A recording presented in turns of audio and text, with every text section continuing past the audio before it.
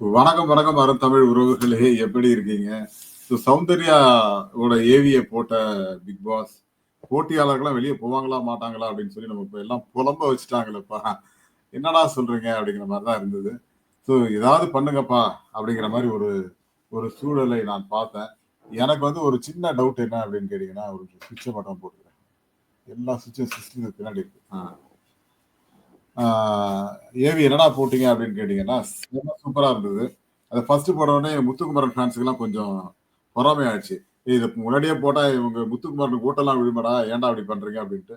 Second AV வந்து விஷாலுக்கு போட்டாங்க. எல்லாருக்குமே மலரும் நினைவுகளாகத்தான் அது இருந்தது.